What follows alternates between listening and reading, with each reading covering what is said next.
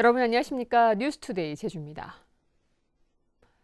최근 국회에서 정당 득표율에 따라 전체 의석을 나누는 연동형 비례대표제를 도입하자는 논의가 시작됐는데요.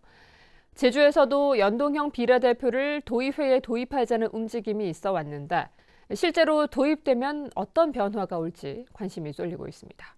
보도에 조인호 기자입니다. 6.13 지방선거 당시 더불어민주당이 얻은 도의회 의석은 29석, 교육위원을 제외한 도의원 38석 가운데 76%를 차지하는 압승을 거뒀습니다. 민주당의 정당 득표율인 54%보다 20%포인트 이상 많은 의석을 가져간 것입니다.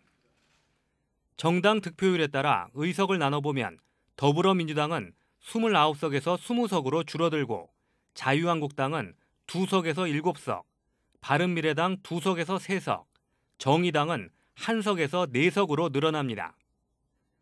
이처럼 민의와 의석수가 일치하지 않는 문제점 때문에 6.13 지방선거 직전에도 제주에 연동형 비례대표를 시범적으로 도입하자는 법안이 제출됐었습니다. 비례대표를 확대하는 게 우리 사회에 어떤 영향을 미치는지에 대한 실험적 모델을 우리가 한번 해보자 이런 생각이었습니다. 앞으로도 그런 것들이 확대되게끔 노력하려고 합니다. 문제는 연동형 비례대표를 도입하려면 현재 도의원 정수의 20%인 비례대표를 30% 이상으로 늘려야 하지만 도민 여론이 부정적이라는 점입니다. 지난해 제주도가 도의원 선거구 획정을 위해 실시한 여론조사에서도 비례대표를 축소하자는 응답이 50% 가까이 나와 다른 대안들보다 압도적으로 높았습니다.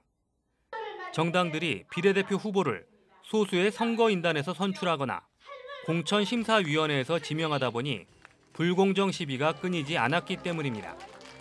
공천이라는 이름으로 당권을 가지고 있는 대표나 이런 사람들에 의해서 이제 제왕적 권력으로서 공천권이 주어지고 있는 문제라고 생각이 들거든요. 그래서 그것을 당원에게 넘겨준다라고 하면 연동형 비례대표가 도입되면 투표의 기준이 인물에서 정당 중심으로 바뀔 것이라는 전망도 있어 혈연과 지연 등 연고주의가 강한 제주 지역 정치 문화에도 변화를 불러올지 주목됩니다. MBC 뉴스 조인호입니다. 녹지국제병원의 우회 투자 의혹과 관련해 제주도는 어제 해명 자료를 통해 사업 시행자인 녹지 제주 헬스케어타운 유한회사는 자본금 2천만 달러에 외국인 투자 비율이 100%라고 밝혔습니다. 제주도는 해명의 근거로 지난 2015년 보건복지부가 사업계획서 승인 과정에서 보낸 공문과 보도자료를 제시했을 뿐 홍명환 도의원과 시민단체에서 요구하고 있는 사업계획서 원본은 공개하지 않아 의혹을 해소하기에는 부족하다는 지적입니다. 성탄절을 맞아 도내 성당과 교회에서는 축하 미사와 예배를 올리며 온누리의 사랑과 평화가 가득하길 기원했는데요. 상점가들도 성탄절 분위기를 즐기려는 인파들로 북적였습니다. 김항섭 기자입니다. 아기 예수의 탄생을 축하하는 아름다운 성가가 성당 안에 울려 퍼집니다.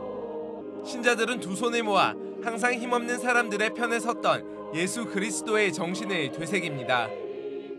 세상은 빠르게 변하고 물질적으로 풍요로워졌지만 거리에서 천막 안에서 평화와 인권을 요구하며 추운 겨울을 나야 하는 우리의 이웃들이 있기 때문입니다.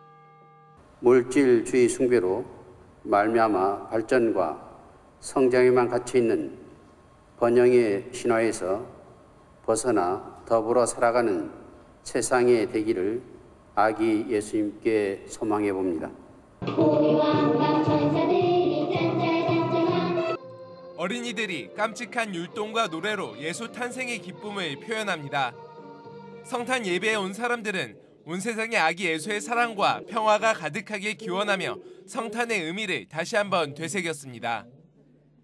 이 땅에 생명의 빛으로 오신 아기 예수님은 하나님이 우리에게 주시는 가장 귀한 선물이요 희망의 소식이 됨을 믿습니다.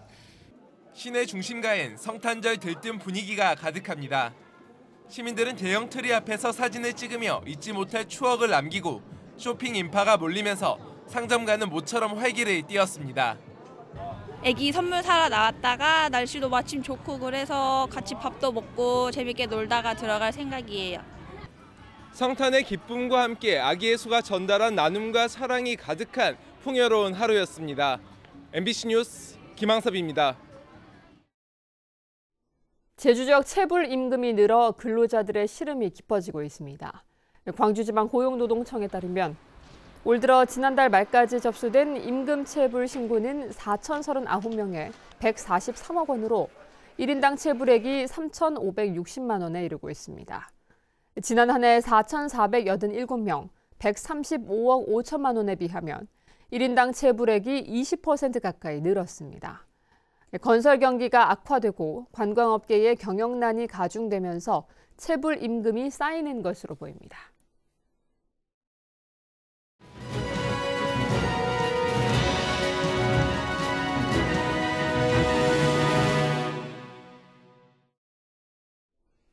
올해는 제2공항과 영리병원 등 굵직굵직한 현안들로 지역사회의 갈등이 끊이지 않았던 해였는데요. 제주도의 정책 결정 과정이 오히려 갈등을 부추긴다는 지적들도 쏟아졌습니다. 키워드로 본 2018 오늘 두 번째 순서, 사회 갈등을 통해 본 제주를 정리해봅니다. 박주연 기자입니다. 녹지국제병원에 개설 허가를 내준 원희룡 도지사.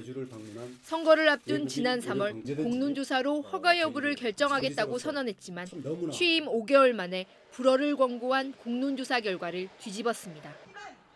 원지사의 퇴진까지 요구하며 시민사회의 반발은 거세지고 있지만 제주도는 일간지를 통해 영리병원 허가 배경을 광고까지 하면서 갈등은 확산되고 있습니다. 민의를 거스르고 아예 정면으로 지금 이 영리병원 허용으로 가고 있는데요. 분명히 그런 부분들은 도민들의 비판을 받을 것이고 향후 시민사회 단체에서는 원희룡 도지사 퇴진운동에 더욱더 적극적으로 나설 예정입니다. 제2공항 건설을 둘러싼 갈등도 다시 원점으로 돌아갔습니다. 지난 9월부터 제2공항 제조사 검토위원회가 꾸려져 주민들의 의혹이 해소되나 싶었지만 국토부가 검토위 활동을 강제 종료시키면서 반대 단식 농성이 재개된 상황. 해군기지를 둘러싼 강정마을의 갈등 역시 국제 관함식 개최로 다시 불거졌습니다. 굵직한 현안마다 갈등 국면으로 치닫고 있지만 제주도는 국책사업이라는 이유로 갈등 해결에 수수방관하거나 민의와는 다른 결정을 내려 갈등을 야기하고 있다는 비판도 나오고 있습니다. 제주도의 자치와 민주주의를 발전시키는 데 있어서 중심적인 역할을 해야 된다고 생각이 들고요. 어떤 대가가 따르더라도 도민들의 의사를 반영하는 그런 정치력을 발휘하는 노력이 필요하다고 생각합니다. 갈등 현안이 제대로 해결되지 못한 채 또 해를 넘기게 되면서 제주도정이 도민사회 갈등을 부추겼다는 지적을 피하기 어렵게 됐습니다. MBC 뉴스 박주연입니다.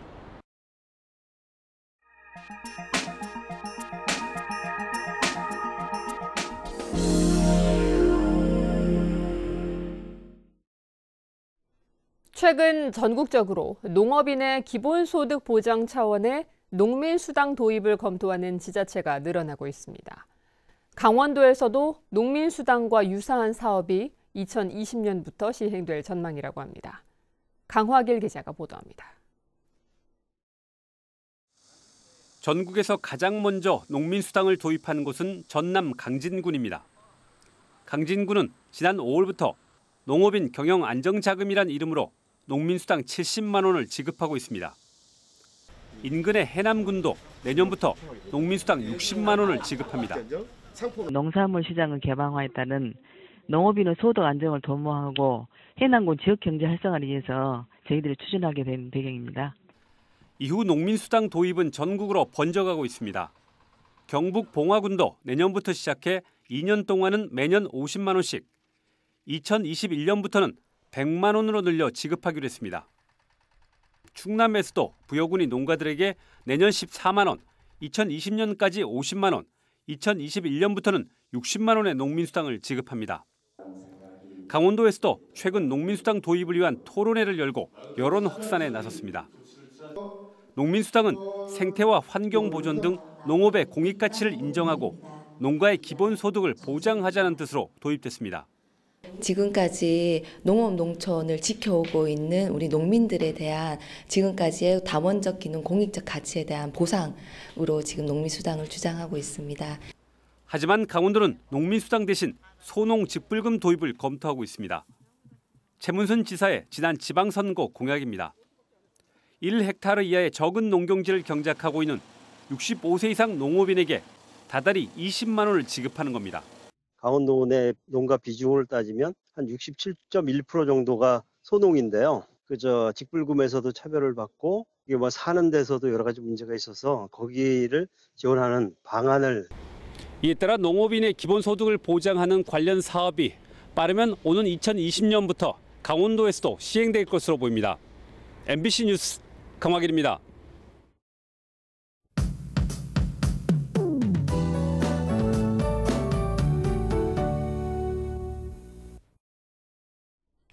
네, 오늘 아침 출근길은 대체로 흐리고 비가 내리겠는데요. 이 비는 아침까지 내리다가 차차 그치겠고 산지에는 낮까지 눈이 내릴 것으로 전망됩니다. 또 오늘 밤부터는 바람이 강하게 불면서 내일 새벽에는 강풍특보가 발효될 가능성도 있습니다. 미리 시설물 점검해 주시는 게 좋겠습니다. 오늘 아침까지 기온은 평년보다 조금 높겠지만 오후부터는 기온이 큰 폭으로 떨어지겠습니다. 현재 기온 살펴보시면 9도로 평년보다 4도에서 6도가량 높게 나타나고 있고요. 낮 기온도 9도에 그쳐서 어제보다 2도가량 낮겠습니다. 다음은 자세한 지역별 날씨입니다. 현재 북부 지역 비가 내리는 가운데 애월과 조천은 9도, 제주 6도로 출발하고 있고요. 서부 지역의 현재 기온은 8도 내외로 출발해서 낮 기온 10도 안팎까지 오르겠습니다. 오늘 아침 안덕과 남원은 흐리고 서귀포에는 비가 내리고 있습니다. 동부 지역의 오늘 낮 기온은 9도 안팎으로 어제와 비슷하겠습니다.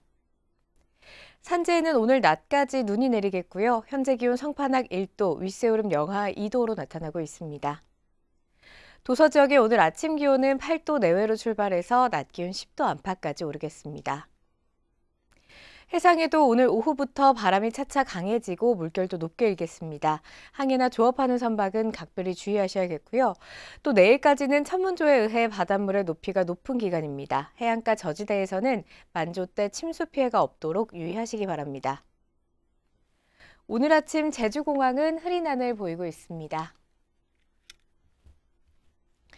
주간 날씨입니다. 내일부터는 바람이 강하게 불고 기온도 뚝 떨어지겠고요. 모레 금요일에는 눈이 내릴 전망입니다. 기상정보였습니다. 제주도는 지난 18일 서귀포시 성산읍 오조리 야생조류 분변에서 검출된 조류인플루엔자 AI 항원이 저병원성으로 판정됐다고 밝혔습니다.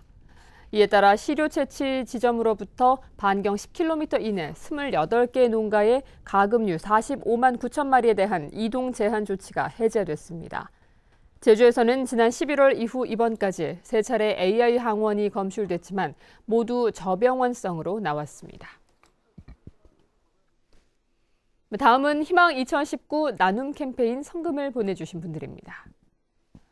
제주 마주협회 강진일 회장과 회원들이 300만 원을 맡겨주신 것을 비롯해 한백프라자 최수정 대표 30만 원, 월남전 참전자회 서귀포시 지회 강문숙 회장과 회원 1동 20만 원, 안덕농협 농기계 수리센터 직원 1동이 10만 원을 보내주셨습니다. 성금을 맡기실 분은 내년 1월 말까지 제주 MBC 경영심의부로 문의하시거나 제주은행이나 농협계좌를 통해 보내주시면 됩니다. 고맙습니다. 제주 지역 양돈 농가들이 돼지 구제역 백신 접종에 소홀한 것으로 나타났습니다. 제주시에 따르면 돼지 구제역 항체 양성률은 67.4%로 전국 평균 81.1%보다 14%포인트 낮았습니다. 이에 따라 제주시는 도축장에 출하되는 돼지를 조사해 백신 항체 양성률이 낮을 경우 농가에 과태료를 부과하거나 특별 관리할 방침입니다. 한편 올 들어 10개 농가가 과태료 처분을 받았는데 지난해 2개 농가에 비해 5배 증가했습니다. 쓰레기 매립장에 버려지던 썩은 감귤을 퇴비로 만드는 사업이 추진됩니다. 서귀포시는 제주감협 토평유통센터와 실내 새마을 영농조합법인 등 3곳에서 썩은 감귤에 복합 미생물을 혼합해 90일간 자연 부숙시키는 방법으로 퇴비를 만드는 시범 사업을 벌입니다. 서귀포시는 썩은 감귤 처리 비용은 줄이고 자원 순환 농업을 실천할 수 있다며 효과가 좋을 경우 내년에는 대형 감귤 유통센터로 사업을 확대할 계획입니다. 제주 여성들의 경제활동 참여는 활발하지만 관리직 비율은 낮은 것으로 나타났습니다. 제주 여성가족연구원에 따르면 지난해 제주 지역 여성들의 경제활동 참여율은 66%로 전국 평균보다 10%포인트 이상 높았고 지역 성평등 지수는 86점으로 광역시도 가운데 최고 수준이었습니다. 하지만 관리직의 성평등 지수는 6.7점으로 전국 17개 시도 가운데 15위에 그쳤고 10년 전에 비해서도 남성과의 격차가 더 벌어진 것으로 나타났습니다.